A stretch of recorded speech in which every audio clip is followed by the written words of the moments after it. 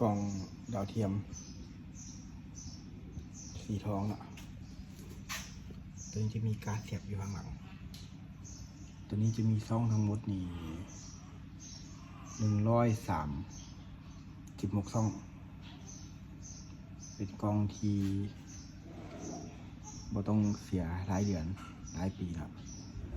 รับชมไปตลอดไปเลยละนี่เบิ่งกีฬาบานพรีเมียร์ลีกแบบบ่มีรายเดือน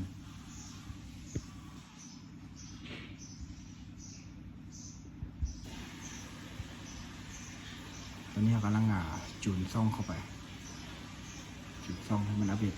ถึงเวอร์ชันใหม่เนาะหลังจากที่จูนนั้นแล้วก็อัพชมได้เลย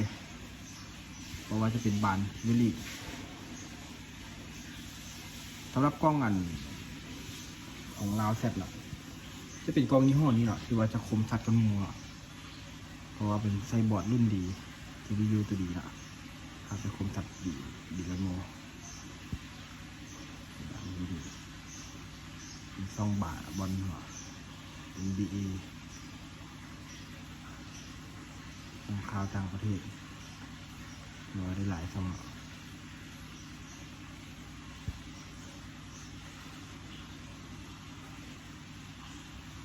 มาไม่ก็เป็นบานปีอิงสปอร์ตปีอิงสปอร์ตปีอิงสปอร์ต3แล้วก็ปีอิงสปอร์ต1เป็นบานเตะภาพงามภาพคมสัตว์ดีเลยคมสัตว์ดีผมมีรายเดือนครับชมฟรีตลอดชีวิตนะกล่องสภาพประมาณนี้นะถือว่าเหมาะสำหรับคนที่เติมรายเดือนนะ